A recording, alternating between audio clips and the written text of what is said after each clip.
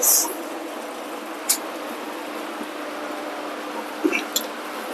దినమున మనము దేవుడు మనతో జీవించడానికి, మనం ఆయనలో ఎదగటానికి, ఫలించటానికి మనకు కావలసిన కొన్ని విషయాలను గురించి, మనం ఎలా ఉండాలని దేవుడు ఆశపడుతున్నాడు అనేటటువంటి కొన్ని విషయాలను గురించి మనము పరిశుద్ధ గ్రంథం నుండి ధ్యానం చేసుకుందాం. మొదటగా చూడండమ్మా, 133వ కీర్తన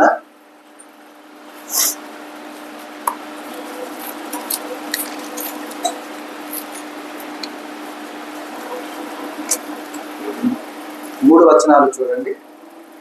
సహోదరులు ఐక్యత కలిగి నివసించుట ఎంతో మేలు, ఎంతో మనోహరం. అది తల మీద పోయిబడి అహరోను గడ్డం మీదుగా కారి అతని అంగీల అంచు వరకు దిగజారిన పరిమళ తైలం వలె నుండును. సియోను కొండల మీదకి దిగవచ్చు హెర్మోను మంచు వలె నుండును. ఆశీర్వాదమును శాశ్వత జీవమును అచ్చట నుండవలనని యెహోవా సెలవిచ్చి ఉన్నాడు. యెహోవా సెలవిచ్చి ఉన్నాడు. ఏమేమి ఉన్నాయమ్మా? ఆశీర్వాదమును, శాశ్వత జీవమును అచ్చట ఉండవలెనని యెహోవా సెలవిచ్చి ఉన్నాడు. అంటే ఇక్కడ ఏంటి అర్థం? అక్కడ ఉండాలి అని దేవుడు ఆజ్ఞించాడు. ఎవరికి ఇచ్చాడు ఆజ్ఞ? వేటికి ఇచ్చాడు? ఆశీర్వాదానికి ఆజ్ఞ ఇచ్చాడు, అలాగే శాశ్వత జీవముకు ఆజ్ఞ ఇచ్చాడు. అర్థమవుతుందా? అంటే లైక్ ఎట్లా అంటే, ఇప్పుడు మనము ఈ దారి గుండా వెళ్తున్నాం, అక్కడ మెట్లు ఉన్నాయని మన కాన్షియస్ లేదనుకోండి, మన కాలు తగిలితే మనం పడతామా, నిలబడతామా? అవునా? అంటే చూడక నడిస్తే తట్టుకొని పడతాం, అది కన్ఫర్మేగా, అవునా కదా? అది ఎవరు వచ్చి ప్రత్యేకంగా చెప్పేది కాదు ఏమా, ఎవరు వచ్చి వివరించేది కాదు. అలాగే అంటే అది ఒక ఆజ్ఞ ఉండగా, అలాగే మనకు అంటే మనము ఈ రీతిగా జీవించిన ఎడల దేవుడు ఏమిస్తున్నాడు? ఆశీర్వాదము, శాశ్వత జీవము, ఈ రెండింటికి ఆజ్ఞ ఇస్తున్నాడు. ఎక్కడ ఉండాలని చెప్పేసి అక్కడ ఉండాలి. అక్కడ అంటే ఎక్కడ? చూడండి, మొదటి నుంచి సహోదరులు ఐక్యత కలిగి నివసించుట. ఎక్కడుంది ఇప్పుడు శాశ్వత జీవము? ఎక్కడుంది ఆశీర్వాదము? ఎక్కడైతే సహోదరులు ఐక్యత కలిగి నివసిస్తూ ఉంటారో అది ఎలా ఉందమ్మా? ఫస్ట్ ఎంత మేలు, ఎంత మనోహరం. మనోహరం అంటే అర్థం ఏంటి? నయనానందకరం, అంటే చూడటానికి ఎంతో చక్కగా ఉండేటటువంటి విధానం. మేలు అంటే క్షేమదాయకమై ఉన్నది. ఎందుకు ఈ రెండు ఉన్నాయి ఇక్కడ? ఎందుకంటే దేవుని ఆజ్ఞ ఏమై ఉన్నది? ఎక్కడ సహోదరుల ఐక్యత కలిగి ఉంటారో అక్కడ ఆశీర్వాదమును, శాశ్వత జీవమును ఉండవలెనని,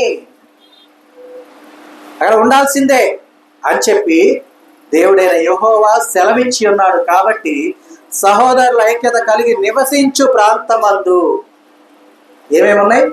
మేలుంది, మనోహరం ఉంది, ఆశీర్వాదం ఉంది, శాశ్వత జీవం ఉంది.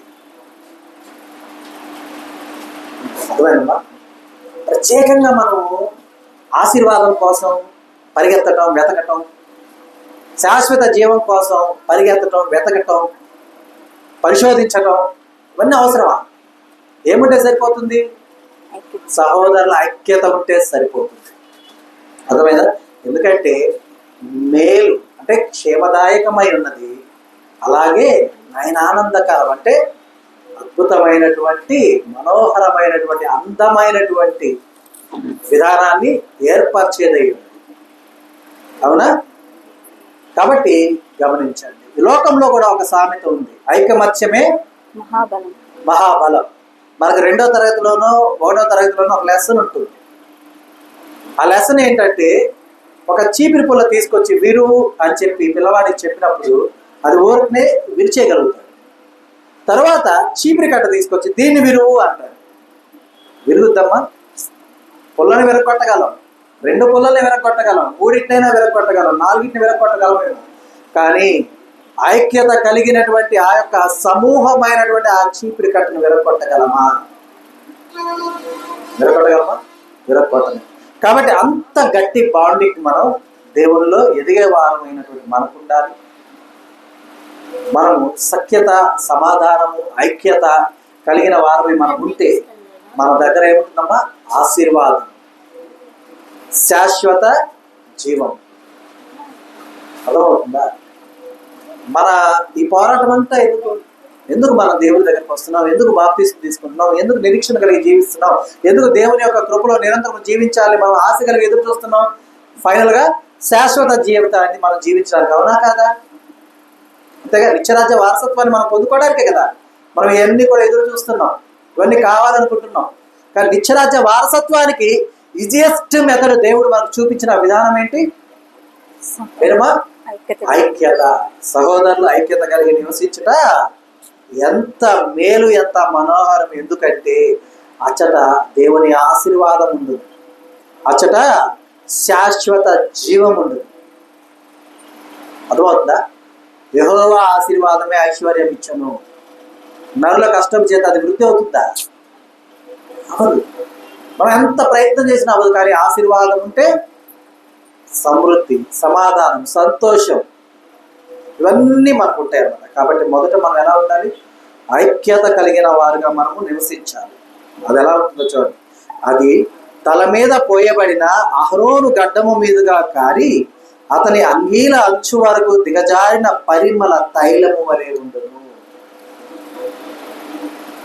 పరిమళ తైలం సువాసన భరితమైన.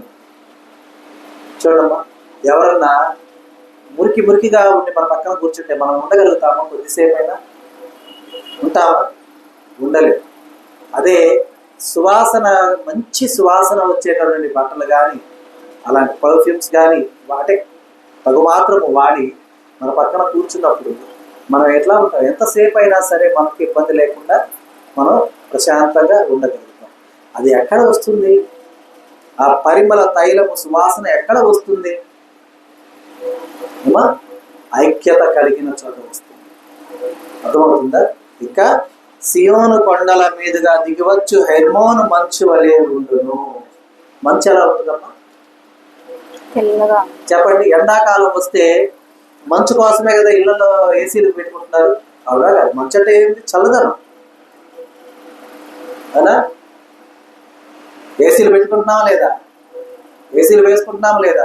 సరే, ఏసీ మనం ఒకవేళ మన స్తోమత ఏసీ తెచ్చుకోలేని వారికి కనీసం కూలర్ తెచ్చుకుంటున్నామా లేదా? ఎందుకని? చల్లదనం కోసం, ఎందుకు? ఆ వేడి తట్టుకోలేక ఉండటం కోసం. మరి సియోను కొండల మీదుగా దిగవచ్చు హెర్మోను మంచు వలె ఉండును. ఏంటిది? ఐక్యత. ఐక్యత అంటే ఇద్దరు ముగ్గురు ఒకరుగా ఉండటం ఐక్యత కాదు. ఐక్యత అంటే 2 బ్యాచ్లుగా ఉండడం ఐక్యత కాదు. అర్థమవుతుంది? ఐక్యత అంటే 10 బ్యాచ్లుగా ఉండటం కాదు. ఐక్యత అంటే అందరూ ఒకటిగా ఉండటం. అర్థమవుతుందా? ఐక్యత అంటే ఏమై ఉన్నది? అంత అంటే ఉన్న సమూహం అంతా ఒక్కటై ఉంటుంది.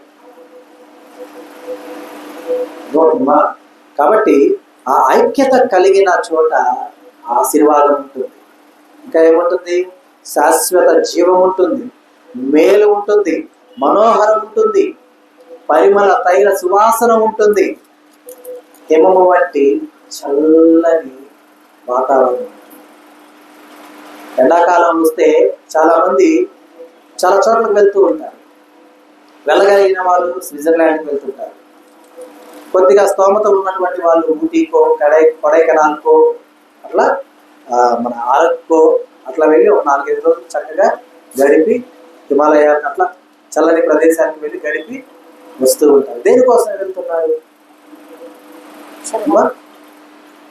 ప్రశాంతమైనటువంటి వాతావరణం, ఆహ్లాదకరమైనటువంటి ప్రకృతి సౌందర్యాన్ని వీక్షిస్తూ అక్కడ ఉన్నటువంటి అన్నిటినీ కూడా ఆస్వాదించడానికి వెళ్తూ ఉంటారు. కానీ ఇవన్నీ కూడా ఐక్యత కలిగిన వారు ఉంటే వారు ఇంకా ఎక్కడికైనా వెళ్ళాల్సిన అవసరం ఉందా? ఉందామా? ఉందా? ఉండదు. కాబట్టి మనం గమనించాలి. ఎందుకంటే ఇది ఆజ్ఞ ఉన్నది. ఏది చెయ్యమని దేవుడు చెప్పాడో అదేమైనదమ్మా? ఆజ్ఞ ఉన్నది. కాబట్టి గమనించాలి. సహోదరుల ఐక్యత కలిగి ఉండుట మేలైనా సరే, మనోహరమైనా సరే, ఆశీర్వాదమైనా సరే, శాశ్వత జీవమైనా సరే, పరిమళ తైలమైనా సరే, అంటే చల్లని మంచైనా సరే, ఇవన్నీ ఎప్పుడు? ఆయన ఆజ్ఞానుసారం జీవించినప్పుడు. అర్థమైందా? ఆజ్ఞానుసారంగా జీవించినప్పుడు ఇవన్నీ కూడా ఆయన ఇచ్చే ఫలాలుగా ఉంటాయి. చూడండి, మన ఇంటికి మనం ఏదైనా మన ఇంట్లో ఫంక్షన్ జరిగినప్పుడు మనం పిలుస్తాం. పూర్వకాలం అయితే ఓన్లీ చదివింపులు మాత్రమే ఉండేవి. ఇప్పుడైతే ఏం జరుగుతుంది? చదివింపులు పెట్టేవాళ్ళు ఉంటారు, పెట్టిన వాళ్ళు ఉంటారు, తీసేయండి, గిఫ్ట్లు ఇస్తూ ఉంటారు. అయితే మీరు మా ఇంటికి వచ్చి వెళ్తున్నారు కాబట్టి మీకేమి ఇస్తున్నాం మేము? Return gift. ఎందుకని? ఇది పలానా వాళ్ళు ఫంక్షన్కి వెళ్తే ఇచ్చారు. కానీ వాస్తవానికి రిటర్న్ గిఫ్ట్ అనేది అసలు ఎప్పుడు మొదలైందో తెలుసా? యాక్చువల్గా దాని యొక్క ఒరిజినల్ స్థితి ఏంటో తెలుసా? దినానికి మాత్రమే ఇచ్చారు కదా, అవునా కదా? ఎందుకని? జ్ఞాపకార్థంగా ఉంటుంది. కానీ తర్వాత కాలక్రమేణా ఏమైపోయింది? ఇది జ్ఞాపకార్థం మాత్రమే కాదు, మన ఇంట జరిగిన ఏదైనా సరే వారి ఇంట జ్ఞాపకార్థంగా ఉండాలి అని రిటర్న్ గిఫ్ట్లు ఇస్తూ ఉన్నారు. అయితే ఇక్కడ ఐక్యత కలిగి ఉండడానికి దేవుని ఆజ్ఞ కదా అది. ఐక్యత కలిగి ఉన్న విధానాన్ని అవలంబిస్తున్నటువంటి వారు అందరికీ కూడా దేవుడు ఇస్తున్న రిటర్న్ గిఫ్ట్ ఏంటో తెలుసా? ఒక బంచ్ ఆఫ్ గిఫ్ట్. బంచ్ అంటే కొన్నిటి సమూహం. ఏమేమి ఉన్నాయి అందులో? మొదటగా చూస్తే మేలుంది, మరలా చూస్తే మనోహరం ఉంది, తర్వాత చూస్తే ఏముంది? పరిమళ తైలం ఉంది, తర్వాత చూస్తే ఏముంది? చల్లని మంచు ఉంది, తర్వాత ఆశీర్వాదం ఉంది, తర్వాత శాశ్వత జీవం. ఓకేనా? 6 ఉన్నాయి. 6 మొత్తం. ఈ 6 పొందుకున్నటువంటి వారికి 7వదిగా ఒకరున్నారు అక్కడ. ఎవరు? ఎవరమ్మా? యెహోవా. గిఫ్ట్ మనకు రిటర్న్ గిఫ్ట్ ఎవరు ఇస్తారు? మనం వెళ్ళాం ఒక ఫంక్షన్కి, వెళ్ళేటప్పుడు రిటర్న్ గిఫ్ట్ ఎవరు ఇస్తారు? ఆ ఇంటి వాళ్ళు ఇస్తారా? పక్కింటి వాళ్ళు ఇస్తారా? ఏమా, గౌరవించి సత్కరించి వాళ్ళే కదా ఇచ్చి పంపిస్తారు, అవునా కదా? మరి ఇక్కడ రిటర్న్ గిఫ్ట్ ఎవరు ఇస్తున్నారు? దేవుడైనా యెహోవా ఇస్తున్నారు. మరి యెహోవా చేతి నుండి ఆ గిఫ్ట్ని తీసుకోవాలన్న ఆశ నీకు ఉందా లేదా? ఉన్నదా లేదా? వద్దా? వద్దా? కావాలా? ఈ లోకంలో మనం ఏదైనా ఫంక్షన్కి వెళ్ళినప్పుడు రిటర్న్ గిఫ్ట్ ఇవ్వకపోతే అడిగి మరీ తీసుకుంటామా లేదా? మాకు లేదమ్మా ఇవ్వండి చెప్పి తీసుకుంటామా లేదా? నిజం చెప్పండి. అడిగి తీసుకుంటాం కదా. అంటే ఎందుకు తీసుకుంటున్నాం? అది వాళ్ళు ఇచ్చేదైనా సరే తీసుకునేది మన హక్కు, అవునా కదా? ఎందుకని? నేను నీ ఇంటికి వచ్చాను కాబట్టి నాకు నీ గుర్తుగా నా దగ్గర ఉండాలి. మరి దేవుడైన యెహోవా చేతి నుండి ఈ ఆశీర్వాదకరమైనటువంటి ఆ పంచుని తీసుకోవాలన్న ఆశ మనలో ఉందా లేదా? నేను ఎవరు చెప్పట్లా, ఉంది కదా. మనలో ఉండాలి. ఉన్నప్పుడు మనం ఎలా ఉంటాం? మనం ఎంతటి ఎర్రటి ఎండలో ఉన్నా కూడా మనం సిమ్లాలో ఉన్నట్టే, స్విట్జర్లాండ్లో ఉన్నట్టే. అర్థమైందా? అలాగని చెప్పేసి ఎక్కడో తడిచిన వాసన వచ్చే ప్రదేశం కాదు, పరిమళ తైల సువాసన వచ్చేది. అలాగని చెప్పేసి ఎప్పుడు మంచు ఆ తైలపోయే కదా మనం చూడటానికి ఏముండదు కాదు, మనోహరమైనటువంటి దృశ్యం ఉండే విధంగా. మనోహరమే కదా. మనోహరం అంటే అర్థమైంది, అందమైనట్టు కదా. ఇంకా ఏముందమ్మా? మేలుంది. కీడేమన్నా వస్తుందేమో, ఏదైనా హాని కలుగుద్దేమో అని మనం భయపడాల్సిన పని లేదు. ఎక్కడికైనా దూర ప్రాంతాలకు వెళ్తే జాగ్రత్తగా ఉంటామా లేదా? ఎక్కడో దూర ప్రాంతానికి, ఇక్కడ సముద్రానికి వెళ్తే మాత్రం జాగ్రత్తగా ఉన్నాం. మోకాలు లోతుంటే నీళ్ళ దగ్గరికి 4 పట్టుకొని పోవడానికి, మళ్ళీ నీళ్ళుండే మోకాళ్ళు లోతే, కానీ పక్కన పట్టుకోవడానికి మాత్రం ఎంతమంది? 4 పోతారు. ఎందుకు ఆ ఐక్యత అక్కడ? ఒకవేళ ఆలోచన కొడితే పడిపోయినా పట్టుకోవడానికి జనం ఉన్నారు. నీకు ధైర్యం ఉంది కదా, అక్కడ 4 నీ పక్కన నిలబడ్డారన్న ధైర్యం నీకుంది కదా. ఏమా, మోకాల లోతు నీళ్లు కలిగినటువంటి ఆ కడలిలో పడిపోతావనే భయముతోనే నీకు సహోదరుల సపోర్ట్ కావాలని ఆశించినప్పుడు, భయంకరమైనటువంటి ఎవరిని మృంగుతున్నా అని తిరుగుతున్నటువంటి ఈ యొక్క అంటే అపవాది ఎవరిని మృంగాలని చెప్పి అటు ఇటు తిరుగుతున్నటువంటి ఈ లోకంలో ఏమా నీకు సపోర్ట్ కావాలని ఉంటా. నీవు ఒక్కడివే ఉంటే నీకుండేది 2 చేతులే. నీ పక్షమందు నీ సహోదరులుంటే ఉన్నది నీ ఒక్కరే అయినా 10 చేతులు నీకు తోడుగా ఉంటాయి. అర్థమవుతుందమ్మా? నిన్ను వెంటాడి వేటాటానికి వచ్చేటటువంటి ఆ యొక్క మృగాన్ని తరుముటకు 10 చేతులు పైకి లేస్తాయి. ఎప్పుడు? ఐక్యత ఉన్నప్పుడు. అర్థమవుతుందా? కాబట్టి సహోదరుల ఐక్యత అంటే ఒక బలం, సహోదరుల ఐక్యత అంటే ఒక నమ్మకం, సహోదరుల ఐక్యత అంటే ఒక విశ్వాసం, సహోదరుల ఐక్యత అంటే దేవునితో సహవాసం, సహోదరుల ఐక్యత అంటే దేవునిలో నడిపింపు. కాబట్టి ఈ విధానాన్ని మనం గమనించాలి, గుర్తుపెట్టుకోండి. అలాగే చూడండి, అప్పుడప్పుడు మనం సహోదరుల మధ్య కొంతపాటి సఖ్యత కోల్పోయేవారుగా ఉంటాం, సమాధానాన్ని కోల్పోయేవారు, సహజం. కానీ అలాంటి పరిస్థితుల్లో దేవుడు ఏం చెప్తున్నాడో చూడండి. రోమాపత్రిక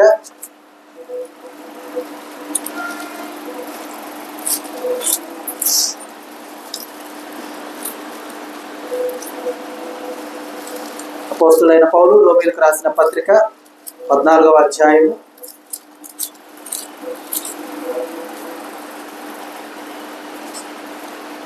19వ వచనం చూడండమ్మా. కాబట్టి సమాధానమును పరస్పర క్షేమాభివృద్ధిని కలుగజేయి వాటిని ఆసక్తితో అనుసరించుము. ఐక్యత కలిగి మనం జీవించాలంటే, దేవుని యొక్క కృపలో మనం ఉండాలంటే, దేవుని యొక్క ఆశీర్వాదమును, దేవుని యొక్క శాశ్వత జీవమును, దేవుని యొక్క పరిమళ తైలమును, దేవుని యొక్క మంచును, దేవుని యొక్క మేలును, దేవుని యొక్క మనోహరమును మనం పొందాలి అంటే మనం ఎలా ఉండాలమ్మా? వాటిని పొందాలి. కాబట్టి సమాధానమును పరస్పర క్షేమాభివృద్ధిని కలుగు చేయి వాటినే ఏం చేయాలి? మనం ఆసక్తితో అనుసరించాలి. నా మీద వాళ్ళు ఇలా చెప్పారంట కదా అని వాళ్ళ మీద మనం ద్వేషాన్ని పెంచుకోవడం కాదు, నా గురించి ఇలా అన్నారంట కదా అని చెప్పి వేరే మీద కోపాన్ని పెంచుకోవడం కాదు. నా గురించి చెప్తే చెప్పారులే, ఒకవేళ నేను వారికి బాధ కలిగించానేమో, నన్నే అంటే అన్నారులే, నేనేమైనా వాళ్ళని నొప్పించానేమో, ఎందుకని వారు బాధించారు, వారు నన్ను నొప్పించారనే ఆలోచనలో నేను ఉండిపోతే నా తలంపులు నా దేవుడికి ఏమవుతాయి? దూరం అవుతాయి. నా ఆలోచనలు నా దేవుడి నుంచి నన్ను ఏం చేస్తాయి? దూరం చేస్తాయి. కానీ నేను పెదవులతో నా దేవా అనే వారుగా నేను ఉండకూడదు, హృదయముతో నా దేవుని ఆరాధించే విధంగా ఉండాలి. పెదవులతో మాత్రమే దగ్గరగా కాదు నేను ఉండాల్సింది, హృదయంతో కూడా నేను దగ్గరగా ఉండాలి. ఎందుకంటే దేవుడు చెప్పిన మాటనే దేవుడు మరలా చెప్పే విధంగా ఉండాలి. ఎందుకంటే దేవుడు ఏం చెప్పాడు? వారి పెదవులు నాకు దగ్గరగా ఉన్నాయి కానీ వారి హృదయం నాకు దూరంగా ఉన్నది. అయితే సహోదరుల ఐక్యత కలిగి జీవించినటువంటి సమస్త జనాంగము కూడా వారి విషయమై దేవుడు ఏం చెప్తారు తెలుసా? వారి పెదవులు మాత్రమే కాదు, వారి హృదయము కూడా నాకు దగ్గరగా ఉన్నది. ఎందుకని? వారు పరస్పరము క్షేమాభివృద్ధి కలుగుటకే వారు ఆలోచిస్తున్నారు, దానినే ఆసక్తితో అనుసరిస్తూ ఉన్నారు. సమాధానాన్ని కోల్పోయే వారమే మనం నిజంగా మన ఒక్కొక్కసారి మనం ఏమవుతుందంటే కొన్ని సందర్భాల్లో మనము సమాధానాన్ని కోల్పోయేవారుగానే ఉంటాం. ఎందుకంటే పరిస్థితుల ప్రభావాలు కావచ్చు, మనకు కనుదృష్టి కనపడేటటువంటి ఆ యొక్క సమస్తము అయి ఉండొచ్చు, లేదంటే మన వినికిడి మన గురించి ఎవరన్నా ఏమైనా మాట్లాడుకుంటున్నారని మనం విన్న విధానం కావచ్చు. కానీ గమనించండి, ఒక్కొక్కసారి నీ కళ్ళు నిన్ను మోసం చేస్తాయి, నీ చెవులు నిన్ను మోసం చేస్తాయి. నీ చెవులని నీ కంటిని కాదు నువ్వు నమ్మవలసింది. ఎందుకంటే వాటిని నమ్మి నీ నోటి నుండి వచ్చే పలుకులు ఇంకొకరిని ఏం చేస్తాయి? బాధిస్తాయి. కానీ నీవు నమ్మవలసింది, నువ్వు ఆచరించవలసింది కేవలం నీ దేవుని యొక్క లేఖనానుసారమైనటువంటి జీవితాన్ని మాత్రమే. ఆ రీతిగా జీవిస్తూ ఆ రీతిగా మాత్రమే ముందుకు పోవాలి. అర్థమైందా? నన్ను చాలామంది బాధించిన వాళ్ళు ఉన్నారు, నా ఎదుటనే బాధించిన వాళ్ళు ఉన్నారు. అర్థమైందమ్మా? నా ఎదుట బాధించారు, నేను లేకుండా నా గురించి మాట్లాడారు, అది నేను విన్నాను. అయినా నా చెవి మోసం చేసింది, నా కన్ను మోసం చేసింది అన్న ఆలోచనలోనే ఉన్నాను. వాడికి తగ్గ సమాధానం దేవుడు నాకు దయచేశాడు. మామూలుగా అయితే ఒకవేళ వాటిని పట్టుకొని నేను ఉన్నట్లయితే ఒకంత ఆశీర్వాదంతో ముందుకు వెళ్ళేవాడిని. ఏ రోజైతే వాటిని విడిచిపెట్టేశానో రెండింతల ఆశీర్వాదం నేను దేవుని వద్ద నుండి పొందుకున్నవాడిని. అర్థమవుతుందా? కాబట్టి మనం గమనించాలి, మనల్ని ఈ లోకంలో దేవుని సాక్షులుగా మనం ఉంటూ ఉండగా మనల్ని పడేసే విధంగా ఉండేటటువంటి పరిస్థితుల్ని మనం ఎదుర్కొనేవారుగా ఉండాలి. అర్థమైనమ్మా? ఎందుకంటే దేవుడు మనల్ని స్వతంత్రులుగా చేశాడు. స్వతంత్రులు అంటే అర్థం ఏంటి? స్వేచ్ఛాయుతమైన జీవితాన్ని జీవించేవారుగా మనం ఉండగా మనకు స్వేచ్ఛగా ఉండే అధికారాన్ని దేవుడు ఇచ్చాడు. అర్థమైందా? నీ పుట్టింట నీకు ఎంత స్వేచ్ఛ ఉంది, నీ పుట్టింట నీకు ఎంత అధికారం ఉంది, నీ పుట్టింట్లో నీకు ఉన్నటువంటి విలువ ఎంత ఉన్నదో నీ మందిరంలో నీకు అంతే ఉంటుంది, నీ సంఘంలో నీకు అంతే ఉంటుంది. ఎందుకని? సంఘం నీకేమైందమ్మా? నీ పుట్టినీళ్ళు అయి ఉంది. అర్థమైందా? లోకం నీకు మెట్టినీళ్ళు అయి ఉంది. గమనించాలి మాట. ఎందుకంటే మెట్టినీంట్లో అవమానాలు ఉండొచ్చు, అవహేళన ఉండొచ్చు, దూషణ ఉండొచ్చు, అసూయ ఉండొచ్చు నీ మీద, కుళ్ళు కుతంత్రాలు ఉండొచ్చు నీ మీద. కానీ నీ పుట్టింట నీకు అవేమి ఉండవు. నీ క్షేమాభివృద్ధిని కోరుకుంటుంది నీ పుట్టిల్లు, నీ శ్రేయస్సు కోరుకుంటుంది నీ పుట్టిల్లు, నీ మేలు కోరుకుంటుంది నీ పుట్టిల్లు, నీ అభివృద్ధి కోరుకుంటుంది నీ మెట్టిల్లు, నీ పుట్టిల్లు. అర్థమైందా? కాబట్టి నీ క్షేమాభివృద్ధికై నీ పుట్టింట నీకు ఉన్నటువంటి అధికారాన్ని నీవు ఉపయోగించుకునేవారుగా ఉండాలి. అది ఎలా సాధ్యమవుతుంది? ఎలా సాధ్యమవుతుంది అది అంటే, ఎప్పుడైతే సమాధానములు కలిగి ఉంటామో, ఎప్పుడైతే మనల్ని మనం పరిశీలించుకుంటామో, ఎప్పుడైతే దేవుని లేఖనానుసారం జీవిస్తామో అప్పుడే. ఎందుకంటే సమాధాన పరుచు వారు ఎవరై ఉన్నారమ్మా? ధన్యులై ఉన్నారు. ఎందుకని? వారు ఎవరు పిలువబడుతున్నారు? దేవుని కుమారులు అనబడుతూ ఉన్నారు వారు. మరి నన్ను నేను సమాధాన పరుచుకోలేకపోతే, నన్ను పక్కన వాళ్ళ విషయం కాదు అంటుంది, నన్నే నేను సమాధాన పరుచుకోకపోతే అమ్మా నేను ఎవరిని అవుతాను? నన్ను నేను సమాధాన పరుచుకున్నాను. ఎందుకంటే మీరంతా అనుకోవచ్చు, నాకు పిలిచిన పిలుపుకు వెళ్ళిన కాడ కూడా నాకు అవమానం కలిగింది. పిలిచిన పిలుపుకి వెళ్ళిన కాడ పిలవకుండా పోతే అవమానించారు అనుకోవచ్చు. ఓకేనా? పిలవకుండా మనం వెళ్తే అవమానించారు అనుకోవచ్చు. కానీ పిలిచిన పిలుపుకు వెళ్ళిన చోట కూడా అవమానాన్ని ఎదుర్కొంటే నేను ఇంకెంత ఆలోచించాలా, ఎంత సమాధానాన్ని కోల్పోవాలా? ఓకేనా? ఓ చిన్న సందర్భం చెప్తా. నేనే విన్నా, ఎవరో చెప్పింది కాదు ఇది, నా చెవులు ఎవరో చెప్తే మోసం చేస్తే అనుకోవచ్చు, నేను స్వయాన విన్నా. ఒక పాస్టర్ గారు నన్ను ఆహ్వానించారు చోటుకి. ఓకేనా? నేను వెళ్ళాను. వారి ఇంట జరుగుతున్నటువంటి స్తుతి కూడికి నేను వెళ్ళాను. వెళ్ళిన తర్వాత భోజనం చేస్తూ ఉండగా ఒక సహోదరి, ఈయన ఎవరు పిలిచారు, ఈయన ఎందుకు వచ్చాడు అని అన్నది. నేను విన్నా అన్నమాట. అన్నది నన్నే, ఎవరెవరో కాదు. మరి నేనేమైపోవాలి? నాకు లేక వెళ్ళానా? నాకు లేక వెళ్ళానా? కాదుగా, పిలిచి నా పిలుపుని బట్టేగా నేను వెళ్ళాను. జరిగింది సంఘం అంతా ముందు జరిగిందో, మరి ఎవరు విన్నారో ఎవరు వినలేదో తీసేయండి, నేనే విన్నానుగా.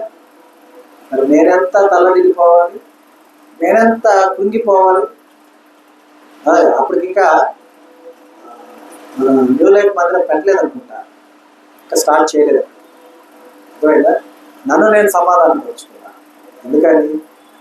ఏదైనా అయి ఉండొచ్చు, నా వల్ల వారు బాధపడి ఉండొచ్చు, నా వల్ల వాళ్ళకి ఏదైనా కోపం కలిగి ఉండొచ్చు, నన్ను నేను సమాధానం పరుచుకున్నాను. అలాగని చెప్పి నేను వారికి వ్యతిరేకం అవ్వాలా? ఒకవేళ నేను వారికి వ్యతిరేకంగా ఏమైనా చేయదలుచుకుంటే, ఒకవేళ నేను చేస్తున్న పనిని బట్టి దేవుడు ఒకంత ఆశీర్వాదం ఇచ్చేవాడేమో. కానీ ఎప్పుడైతే ఆ పరిస్థితిని, ఆ ఆలోచనని నా నుండి దూరపరుచుకొని నన్ను నేను సమాధాన పరుచుకున్నాను, అప్పుడు దేవుడు రెండింతల ఆశీర్వాదాన్ని చేశాడు. ఎందుకని? నాతో భేదాభిప్రాయం వారికి మాత్రమే, నాకు లేదుగా వారి ఎడల. భర్త నాకేమైనా ఉందా భేదాభిప్రాయం? లేదు. అమ్మా, ఒకవేళ భేదాభిప్రాయం ఉంటే వారు నా గురించి ఆలోచిస్తున్నారు, వారు దేవునికి దూరం అవుతారు కదా, నేను అవుతానా? నన్ను ఎవరైనా ఏమైనా అన్నారని చెప్పేసి నేను ఆలోచిస్తూ ఉంటే దేవునికి దూరం అయ్యేది ఎవరు? నేనే కదా. అంటే దేవునికి దూరం అయ్యే పరిస్థితిని కల్పించింది అపవాది. నేనెందుకు అపవాది చెరలో పడాలా? అవసరం లేదుగా. అందుకే నన్ను నేను సమాధానం పరుచుకున్నా.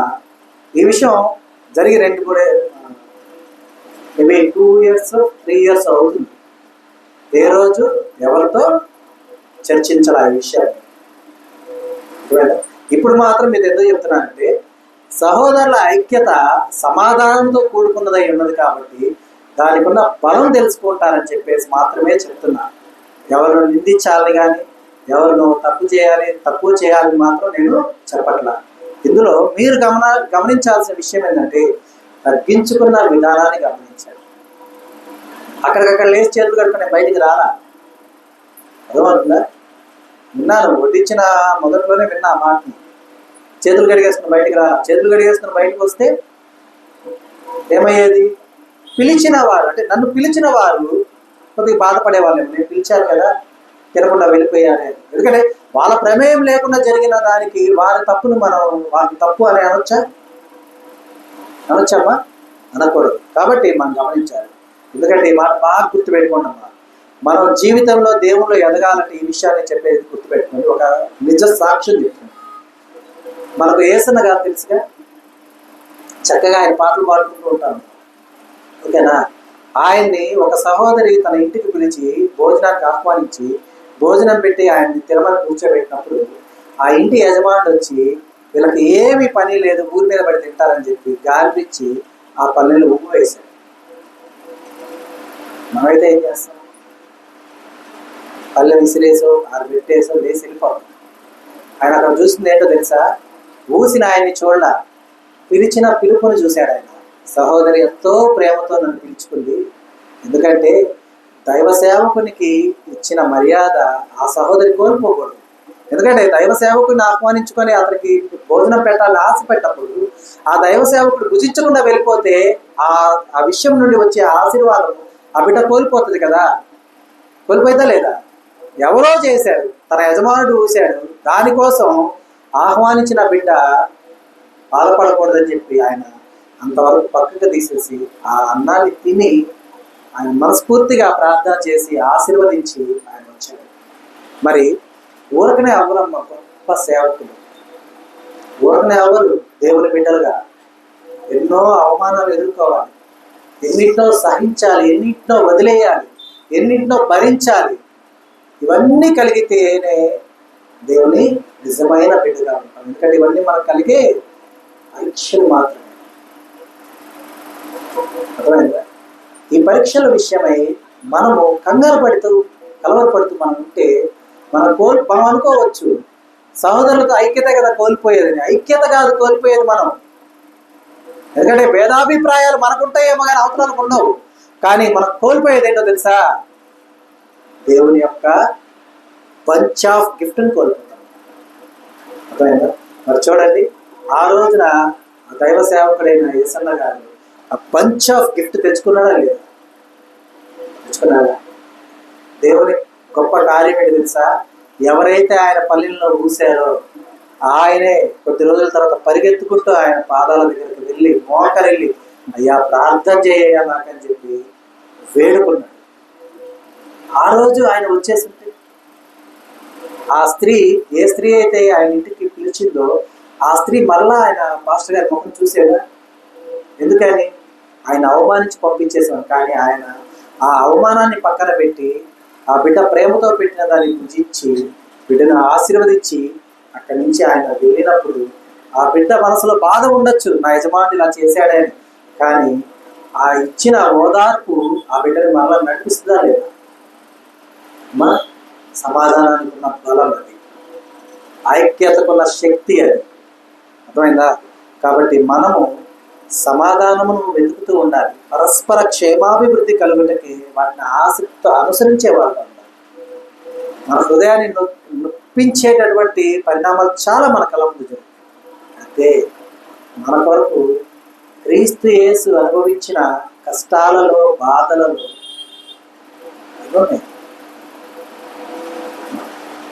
చాలా లేవా? ఉన్నాయా లేదా? మనం గమనించాలి. మనం ఆయన అనుభవాలతో నడిపించాలని చెప్పి పాట రాసుకున్నారు ఎవరు? యేసయ్య. ఎందుకంటే ఈ లోకంలో ఉన్నదాన్ని చూసి నా బలాన్ని చూస్తే నా శక్తి చాలదయ్యా అని ఆయన కృంగిపోయినప్పుడు ప్రధాన యాజకుడైన యేసు తన అనుభవాలతో ఆయన్ని నడిపించాడు. ఆయన కన్నా గొప్పవాళ్ళు యేసయ్య, అంటే యేసన్న గురించి కాదు, యేసయ్య కన్నా గొప్పవాళ్ళు. ఈ రోజున ఆ రోజు తగ్గించుకొని ఆయన ఆ పనిని పూర్తి చేసి తిరిగి మందిరానికి వెళ్ళాడు. కాబట్టి ఈరోజు ఎంతమంది విశ్వాసులు ఉన్నారు హోసన్నా మినిస్ట్రీస్లో? హోసన్నా మినిస్ట్రీస్ అంటే మనం గొప్పగా చెప్పుకుంటున్నాం. అన్న ఏది మన సంఘం కాదు కదా, ఇంకో సంఘం గురించి గొప్పగా చెప్పుకుంటుంది. సంఘం అంటే ఎవరు? దేవుడు. ఆయన గురించి మనం గొప్పగా చెప్పుకుంటున్నాం, పెద్ద పెద్ద పేర్ల గురించి కాదు. పోయిందా? ఒక సంఘాన్ని పొగుడుతున్నామంటే ఇంకో సంఘాన్ని తక్కువ చేసామని కదా అర్థం. ఎందుకంటే మనం నేర్చుకోవాలి, ఎదుటి వారిని చూసి నేర్చుకోవాలి, ఎదుట ఉన్న సంఘాన్ని చూసి నేర్చుకోవాలి, దైవ సేవకుల్ని చూసి నేర్చుకోవాలి. ఎందుకంటే తల ఎత్తుకుని తిరిగేటటువంటి వారుగా మనం ఉండాలి అంటే మొదట తల ఎత్తుకునే పరిస్థితుల్ని మనము ఏర్పరచుకునే వారుగా మనం ఉండాలి. అర్థమైందా? ఎన్ని లక్షల మంది ఆయనకు ఉన్నారు విశ్వాసం. అంటే ఆయనకు అంటే యేసన్న గారి కనుక నేను చెప్తుంది, యేసయ్యకి ఎంతమంది విశ్వాసులు తయారయ్యారు. ఇప్పుడు ఈ అనుభవాలు, ఈ సాక్ష్యాలు లేకపోతే వస్తారా? వస్తారా? ఇప్పుడు అంత పెద్ద కుటుంబంగా ఏర్పడినటువంటి హోసన్నా మినిస్ట్రీస్ ఎలా ఏర్పడింది? యేసన్న గారి అనుభవాలు, యేసన్న గారి తగ్గింపు స్వభావం, యేసన్న గారి నమ్మకం, ఇవన్నీ కలగలిపితే ఆయన సాక్ష్యాలుగా మారి నడిపించింది. మరి మన సాక్ష్యాలు చెప్పేవారికైనా మన సాక్ష్యాలు నడిపింపు అవసరం లేదా? నడిపించాలి. ఎందుకంటే చూడండి, మత్తయి సువార్త 18వ అధ్యాయము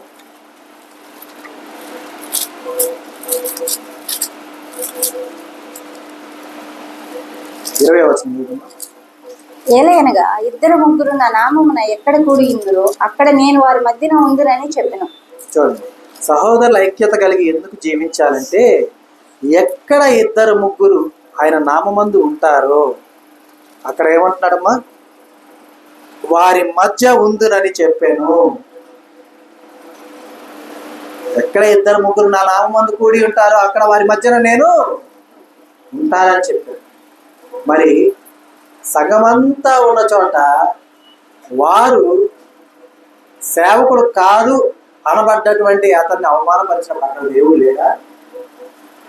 నడలేదా? ఎందుకని ఎక్కడ 2-3 కూడి నా నామం ఉంటారు అక్కడ నేను ఉంటా అన్నప్పుడు సంఘమంతా ఉన్న చోట మరి దేవుడు ఉన్నప్పుడు తన బిడ్డల అవమానమును ఆయన అవమానంగా స్వీకరిస్తాడు. మనం నొచ్చుకోకూడదు, మనం బాధపడకూడదు, మనం దిగులు పడకూడదు. ఎందుకంటే మనం ఉన్న చోటు ఐక్యత కలిగి ఉన్నాం కాబట్టి మనం ఉన్న దగ్గర మన దేవుడు ఉంటాడు. మనం పోరాడలేని యుద్ధాన్నేమో యుద్ధము యెహోవాదే అనేస్తాం, పోరాడలేం కాబట్టి. కానీ మనకు కలిగిన అవమానాన్ని మనం వదిలేసుకోగలిగినా కూడా దాన్ని ఎందుకు వదిలేయలేకపోతున్నాం? అది యుద్ధం కాదా? నీకు నువ్వుగా పోరాడుతున్న యుద్ధం కాదా? అది కూడా అప్పచెప్పు దేవునికి. అయ్యా, ఇది ఒక యుద్ధమే, ఇది నీదే, నేను మాత్రం నీ వెంటే నడుస్తా, నీతోనే ఉంటా అని తీర్మానించుకుంటే ఎంత సంతోషపడుతుంది తెలుసా? క్షణకాలం నాకు బాధ కలిగింది, అది వాస్తవం. మీరు అనుకోవచ్చు, అబ్బా అన్న అబద్ధాలు చెప్తున్నాడు, బాధే లేదా, బాధపడకుండా ఎట్లుంటారు ఆయన ముఖానే అన్నప్పుడు అని మీరు అనుకోవచ్చు. బాధ ఉంటుంది, ఎందుకంటే వినగానే బాధ అనిపిదమ్మా, అనిపిస్తా లేదా? ఎందుకని మనం ఎవరినైనా ముఖానే, వారిద్దరు ఉన్నప్పుడు వారి ముఖానే అంటే సరే నన్నే కదా అనిందని చెప్పేసి బాధపడకుండా వెళ్ళొచ్చు. సంఘం ఉందంటే బాధ ఉంటుందా ఉండదా? ఉంటుంది. ఆ బాధ ఆ క్షణకాలం ఉన్నా కూడా ఈ బాధను నా యేసయ్య ఎన్ని రెట్లు అనుభవిస్తున్నాడని ఆలోచించండి. ఎందుకంటే నీ పక్కన ఉన్నాయి, నీ పక్షం ముందు ఉన్నది. నీకు కలిగిన బాధను ఆయన వినడా? నిన్ను అవమానించిన అవమానపు మాటలు ఆయన వినడా? ఉంటాడా లేదా? మరి ఆయన ఎంత బాధపడతాడని ఆలోచించి, ఇంకా నేను దీన్ని ఆలోచిస్తూ ఉంటే ఆయన ఇంకా బాధపడతాడన్న గ్రహింపుతో మనం దాన్ని విడిచిపెట్టేయాలి. అర్థమైందా? కాబట్టి ఎందుకంటే ఎక్కడ ఇద్దరు ముగ్గురు ఉంటున్నారో ఆయన నామంలో అక్కడ ఆయన ఉంటున్నాడు. ఆయన ఉన్న చోటు మనం సహజంగా మనం చాలా పవిత్రంగా చూసుకుంటుంటాం మందిరాన్ని. ఆయన మన ఇంట్లో కూడా ఒక సన్నిధి ఏర్పాటు చేసుకుంటే ఆ సన్నిధిని చాలా జాగ్రత్తగా చూసుకుంటాం. ఎందుకంటే గౌకన మనం చెప్పులతో ఇంట్లోకి రావాల్సి వచ్చింది అనుకోండి, పొరపాటున సన్నిధి దగ్గరకు వచ్చేసరికి చెప్పులు పక్కన వేసి మనం వెళ్తూ ఉంటాం. ఎందుకని? ఆ సన్నిధి దేవుని యొక్క ప్రెజెన్స్ ఉంటుంది కాబట్టి ఆ ప్రెజెన్స్లో నేను పొరపాటు చేయకూడదు అనే కాన్షియస్లో మనం ఉంటున్నాం. మరి ఆయన సన్నిధి అయినటువంటి ఆ స్తుతి కూడిక జరిగే ప్రదేశమైన ఏదైనా ఆయన సన్నిధి ఏర్పడుతుందా లేదా? ఏర్పడుతుందా లేదు? ఇప్పుడు నేను లేచి తినకుండా చేతులు కడిగేసి వెళ్తే నేను ఎవరిని అవమానించినట్టు? నాకు అవమానం కలిగింది, బాధ కలిగింది, అనుకోండి. నేను లేచి వెళ్ళిపోయాను అనుకోండి బయటికి, నేను ఎవరిని అవమానించాను? అక్కడికి పిలిచిన వారిని అవమానించానా? కాదు, ఒక ముద్ద మిగులుద్ది నాకు పెట్టింది, అంతే కదా. నేను వాళ్ళు అవమానించడం కాదు, నేను లేచి వెళ్ళిపోతే ఇక్కడ ఎవరిని అవమానించాను? అక్కడున్న దేవుణ్ణి అవమానించాను. ఆ తర్వాత మాస్టర్ గారు విడిగా నాకు ఫోన్ చేస్తే చెప్పారు, మీరు ఎప్పుడు పిలిచినా నేను వస్తాను, ఏది ఏమైనా ఉంది, మీరు నన్ను పిలిస్తే నేను అక్కడికి వస్తాను. నాకు మళ్ళా అవమానం కలుగుద్దా, మళ్ళా నన్ను దూషిస్తారా, ఏదైనా జరగదు, పిలిస్తే మాత్రం నేను వస్తాను. తర్వాత ఇదే విషయాన్ని మన సంఘస్థులతో కూడా చెప్పాను. ఎందుకంటే తర్వాత సెమీ క్రిస్మస్ జరిగింది, మా పిలిస్తే తప్పకుండా నేను వస్తాను అని కూడా చెప్పాను. అర్థమైందా? అంటే ఎందుకంటే అక్కడ మనం చూడాల్సింది మనుషుల్ని కాదమ్మా, అది గుర్తుపెట్టుకోండి. మనం దేవుని చూడాలి, దేవుని యొక్క ప్రెజెన్స్ని చూడాలి. కాబట్టి గమనించాలి. ఎందుకంటే ఇద్దరు ముగ్గురు ఉన్న చోట ఆయన ఉంటున్నాడు. ఈ విషయాన్ని మనం ఎప్పుడు మర్చిపోదు, గమనించండి. అలాగే అయితే ఒకవేళ చూడండి, మనం ఆ సమయాన్ని బాధపడ్డాం, ఆ సమయాన్ని ఇంకా విడిచిపెట్టేసాం. అయితే మనతో ఉన్నటువంటి బాండింగ్ కలిగిన దేవుని ఆత్మ ఊరుకుంటుందా? తర్వాత ఎక్కడికి తీసుకెళ్ళుద్దో చూడండి. మీకు చెప్తున్నదంతా కూడా గమనించండి. నా అనుభవాల్ని ఈరోజు మీకు చెప్తుంది నేనంతా. మొదటి నుంచి కూడా, అంటే సహోదరుల ఐక్యత కాడి నుంచి మీకు పూర్తిగా చెప్తున్నదంతా కూడా నా అనుభవాలనే చెప్తున్నా, గమనించండి. హెచ్కేల్ గ్రంథము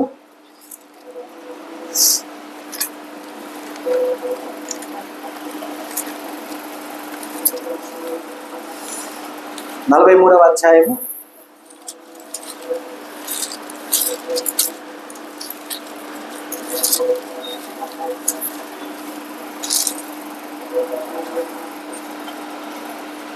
5వ వచనం.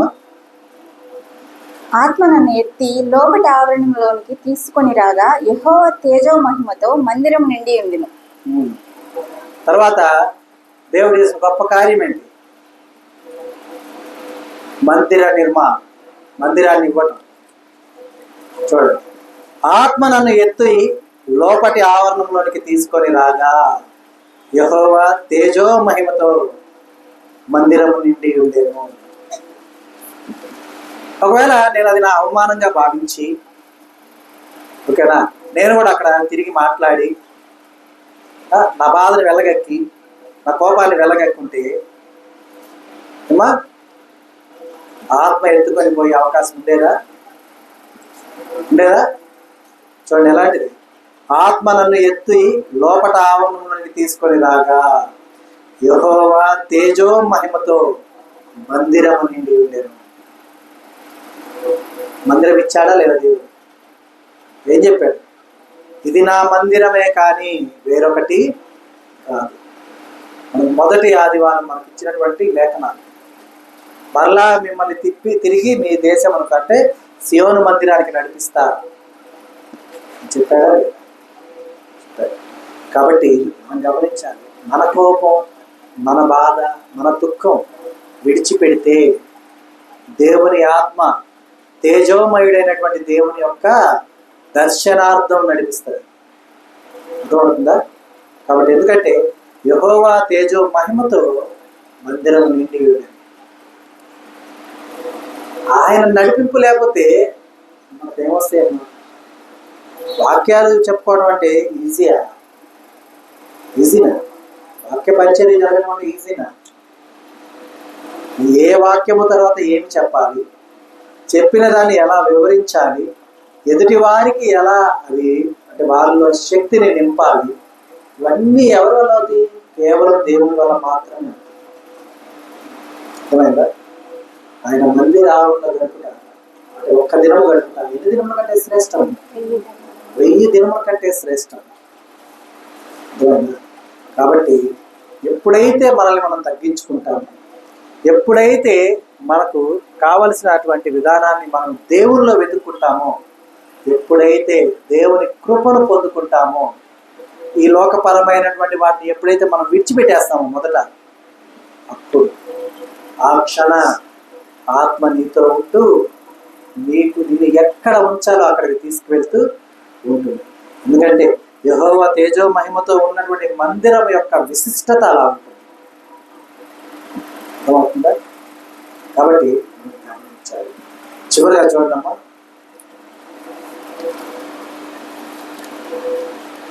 దినవృత్తాంతాల 2వ గ్రంథము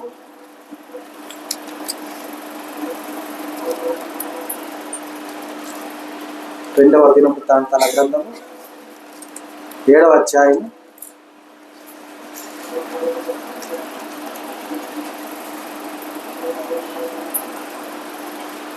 3 వచనాలు చూడండి.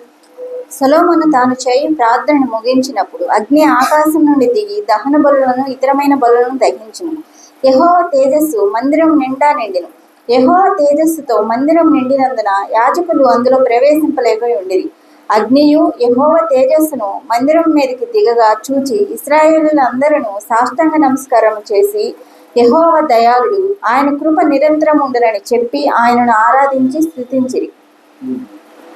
చూడమ్మా, మన ప్రార్థన మనకు బాధ కలిగిన, సంతోషం వచ్చిన, వేదన కలిగిన, మనకున్నటువంటి ఒకే ఒక గొప్ప విధానం ప్రార్థన.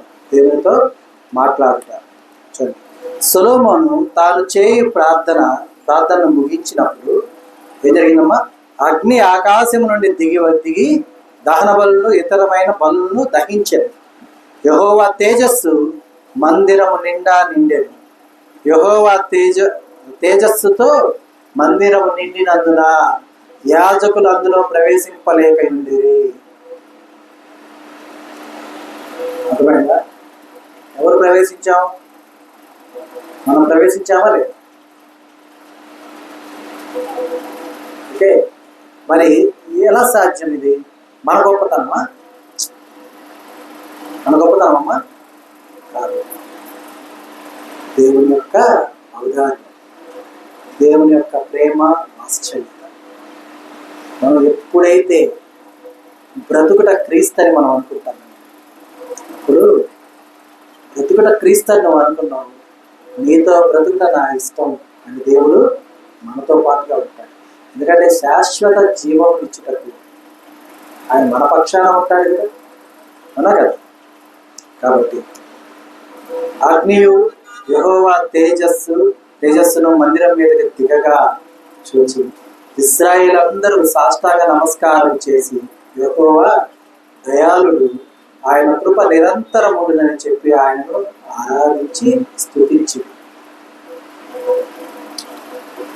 3 నాళ్ళ ముచ్చటే అన్న ఏంటిది? ఇదమ్మా మన మందిరం. మన మందిరం అంటే మనం దేవుడు ఇచ్చిన మందిరాన్ని మనం ఏర్పాటు చేసుకున్నాక 3 నాళ్ళ ముచ్చటే 3 నెలల్లో తీసేస్తారు. ఇక 3 నెలల్లో ఒక్కొక్కరికి ఏమేమి జరుగుతాయి అన్నీ చెప్తారు.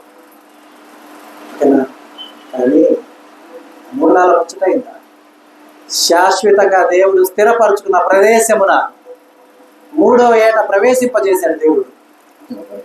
మన మందిరం పెట్టాక ఎన్నో సంవత్సరాలకు వచ్చామమ్మా? 2.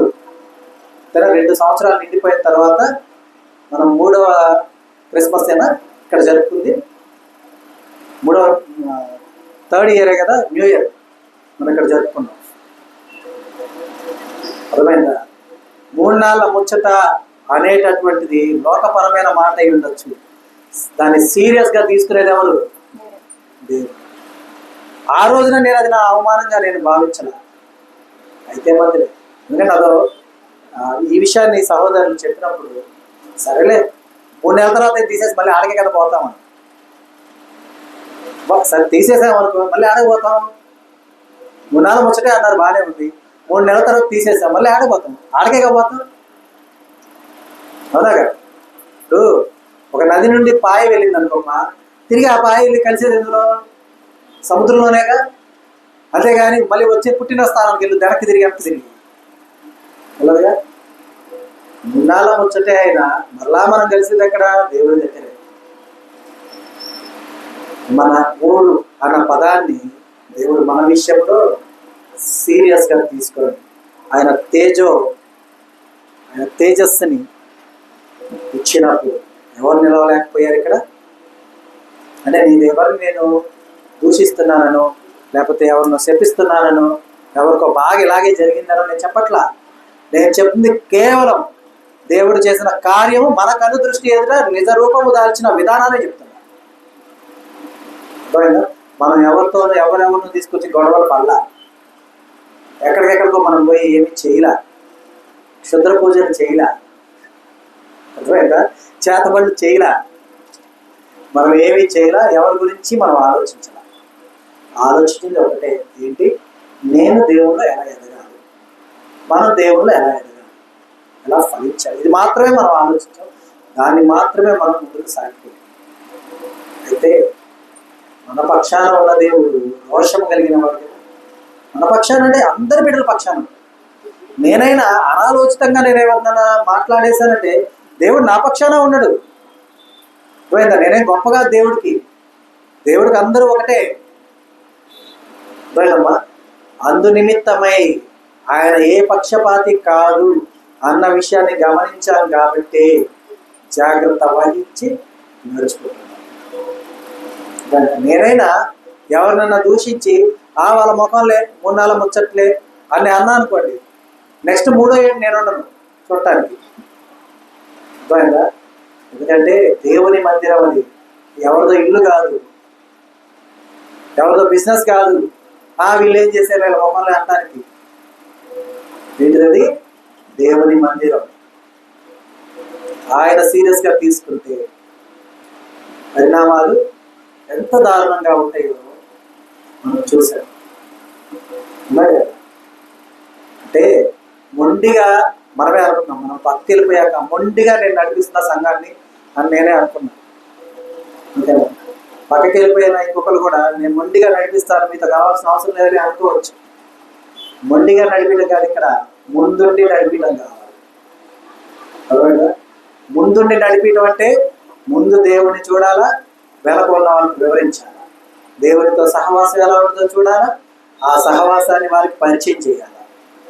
అర్థమైందా? కాబట్టి గమనించాలి, మనము శక్తిని బలాన్ని పొందుకోవాల్సింది కేవలం దేవుని యొద్ద నుండే. లోకంలో మనకు సపోర్ట్గా ఎవరున్నారు అనేది కాదు. అర్థమైందా? సపోర్ట్గా ఎవరున్నారు ఎవరు లేరు అనేది మనకు అవసరమే లేదు. ఎందుకు? ఇందాక సహోదరి పాడారు, ఎవరో పాట పాడారు, నీవు నా తోడు ఉన్నావయ్యా, నాకు భయమేలా నా యేసయ్యా, నీవు నాలోనే ఉన్నావయ్యా, నాకు దిగులేలా నా మెస్సయ్యా, నాకు భయమేలా, నాకు దిగులేలా, నాకు చింతేలా, నాకు భీతియేలా. మాకు భయము, భీతి, చింత ఇవన్నీ మనకెందుకు? ఆయన మన తోడుండగా, ఆయన మన పక్షమందుండగా ఈ విషయాన్ని గర్వంగానే చెప్పుకుంటా. ఆయన చేసిన కార్యం గర్వంగా కాక ఎలా చెప్పుకుంటాం? దాచుకునే విషయం అది జరిగిందే కదా. ఈరోజు మనం ఇక్కడ ఉన్నాం, ప్రత్యక్షంగా ఉన్నామా లేకపోతే ఇక్కడ ఉన్నామా ఊహలో ఉన్నామా? ఎట్లా ఉన్నామమ్మా? ఒకసారి అందరికి ఇచ్చుకోండి, నిజమని తెలుస్తుంది. కాబట్టి దేవుని కార్యాలు, ఆయన చేత జరిగించబడిన కార్యాన్ని మనం దూషించకూడదు. ఎవరు అంటే వారినే కాదు, ఎవరిని మనం తప్పు పట్టకూడదు. ఎందుకంటే నీవు దేవుని బిడ్డమైనప్పుడు వారు కూడా దేవుని యొక్క బిడ్డలే. మరి నీకు బోధించిన దేవుడు వారిని బోధించడా? నిన్ను పోషించిన దేవుడు వారిని పోషించడా? నీ పక్షమందున్న దేవుడు వారి పక్షమందున్నదా? మరి నీవు ఎదుటి వారిని దూషిస్తే ఎవరిని దూషించినట్టు? నీకు తెలియకుండానే నువ్వు దూషించింది దేవుడు. నువ్వేం చేయగలవు అని ఒక మాట ఎదుటి వారిని మనం అనేసాము అంటే అది వారిని అన్నట్టు కాదు, ఎవరిని అన్నట్టు? దేవుడు. అప్పుడు నువ్వేం చేయగలవని మనం దేవుడిని అంటే ఆయన ఏం చేయగలడో ఊహించగలమా? ఊహించదు. కాబట్టి ఎవరిని మనం దూషించక, ఎవరి విషయమే మనం కోపించక, పరస్పర క్షేమాభివృద్ధి కలుగుటకే సమాధానపడి దేవుని యందు నమ్మక కలిగి ఐక్యంతో మనం ముందుకు వెళ్ళినప్పుడు కదిలించగలిగిన వారు ఎవరు కూడా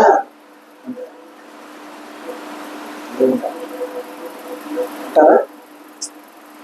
ఉంటారు. ఎవరు మనకి సాక్ష్యం. ఎందుకంటే 3 నాళ్ళ ముచ్చట అనేది ఇక్కడ ఎవరో ఒకరు వినే ఉంటారు, ఉన్నటువంటి వారి నోట వినే ఉంటారు. మరి 3 నాళ్ళ ముచ్చట అయిందా? 3వ ఏడు నిండిపోయింది, ఇంకా 3 నెలలు ఇంకా రాలేదా ఏంది? ఒకవేళ అనుకున్నారేమో పాపం. అంటే దేవుని యొక్క అంటే దేవుని యొక్క దృష్టిలో ఒకరోజు ఎన్ని రోజులతో సమానం? 1000 రోజులు. అంటే 3 నాళ్ళు అంటే 3 నెలలు అన్నారు. అంటే అప్పుడు ఎన్ని నెలలు అనుకున్నారేమో పాపం. ఒక దినం 1000 దినాలతో సమానమైంది, ఒక నెల 1000 నెలలతో సమానమైంది. 3 నెలలు అన్నారు. 3 నెలలు అంటే 3000 నెలలు. దేవుడు సీరియస్ గా తీసుకుని ఉంటాడు. 3 నెలల ముచ్చట 3 నెలల్లో తీసేస్తారంటే ఓకే, దేవుడు వెంటనే అనేసి ఉంటాడు నా దృష్టిలో 3 నెలలు అని. ఆయన దృష్టిలో 3 నెలలు అంటే ఎంత? 3000 నెలలు. 3000 నెలలని సంవత్సరాల్లో కన్వర్ట్ చేసాను గమనికన. 10 సంవత్సరాలకి ఎన్ని? 10 సంవత్సరాలకి ఎన్ని నెలలమ్మా? 120 నెలలు. చెప్పండి. 100 సంవత్సరాలకి 1200 నెలలు. 300 సంవత్సరాలకి 3600 నెలలు. అంటే 600 నెలలు తక్కువ. 30 నెలలు 3000 నెలలు అనుకుంది. 3000 కదా, 3000 నెలలు అంటే 100 సంవత్సరాలకి 12 అంతే. 250 సంవత్సరాలు దేవుని లెక్క. అదే అమ్మా ఇప్పుడు దాకా నేను బ్రతుకుంటాను కాదు, మళ్ళీ మీరు 250 సంవత్సరాలు బ్రతుకుంటా అని చెప్పాడు ఆ రోజు అన్న. తర్వాత ఎవరన్నా మీ మనవరాళ్ళకి అంత చెప్తా పోయి 255 సంవత్సరాల తర్వాత ఉన్న వాళ్ళు ఎవరైనా ఉంటే ఆ రోజు బతుకుంటాడు మీరు చూడండి అని ఎవరు చెప్పకండి. మందిరం ఉండేది చెప్తున్నా, ఓకేనా? ఆ తర్వాత ఇంకొకరు నడిపిస్తారు, ఓకేనా? వారి తర్వాత ఇంకొకరు ఎవరైనా నడిపిస్తారు. శాశ్వత కాలము మందిరము నిలబడే ఉంటుంది. ఎందుకని? మందిరాన్ని దేవుడు సీరియస్గా తీసుకున్నాడు కాబట్టి, నడిపింపుల దేవుడు సీరియస్గా తీసుకున్నాడు కాబట్టి. అయితే ఎలా సాధ్యమైంది? సహోదరుల ఐక్యంతోనే సాధ్యమైంది. నేను ఒక్కడనే వెళ్ళి నిలబడి అయ్యా నేను మందిరం పెట్టాలని కుదరదు. నేను ఒక్కడనే అప్పుడు ఒంటరివాడిని. నీతో పాటు మేమున్నామన్నా అన్న ఐక్యత ఎలా వచ్చిందమ్మా? మేలైంది, మనోహరమైంది, పరిమళ తైలమైంది. తర్వాత ఏమైంది? హిమము వంటి చల్లదనాన్ని ఇచ్చింది, ఆశీర్వాదమైంది, శాశ్వత జీవమైంది. దేనివల్ల సాధ్యమైంది? ఐక్యతతో సాధ్యమైంది. ఆ రోజు నేను ఒక్కడనే పెట్టుకుంటానంటే మీలో ఎవరు కూడా ఒక్క అడుగు కూడా వేయకపోతే నేను ఎవరినప్పుడు ఒంటరి వాడిని, ఐక్యత లేని వాడిని. అర్థమైందా? ఆ రోజు మీరు అంటే మీరు వేసిన తొలి అడుగు ఐక్యతకు మారైంది. ఐక్యతను దేవుని కనుదృష్టి ఎదురు నిలబెట్టింది. ఐక్యత కలిగిన చోట ఏముండాలని దేవుడు చెప్పాడు అవన్నీ ఇచ్చింది. అయితే ఆ సమాధానాన్ని నిరంతరం కోల్పోకుండా మనం ఉంటే, ఐక్యతలో ఉంటే దేవుడు ఇంకా మనల్ని బలపరుస్తాడు. ఇంకా అభివృద్ధి పరుస్తాడు, ఇంకా ఏడింతల ఆశీర్వాదాన్ని ఇస్తాడు. అర్థమైందా? కాబట్టి ఎప్పుడు కూడా సమాధానాన్ని కోల్పోయేవారుగా ఉండదు. నీ మందిరము, నీ సంఘము అంటే నీ పుట్టిల్లు. నీ పుట్టిల్లు అంటే నీకు సర్వ హక్కులు ఉంటాయి, నీకు అధికారం ఉంటుంది. అడుగుటకైనను చెప్పుటకైనను నీకు అధికారం కలిగి ఉన్నది. కాబట్టి ఈ విషయాన్ని గమనించి ఐక్యత కలిగి పుట్టింట సంతోషాన్ని కలిగి మనం అందరం ఉండాలని, ఆ రీతిగా మనం ఉండుటకై చాలిన జ్ఞానంతో దేవుడు మనల్ని నింపి నడిపించును గాక. ఆమేన్. దేవుడు మనకు అనుగ్రహించిన తన సత్యవాక్కులు బట్టి దేవునికి కృతజ్ఞతాస్తుతులు చెల్లిస్తూ ఉంది. దేవుడు తన వాక్యమును దీవించును గాక. ఆమేన్. అందరికీ వందనాలు.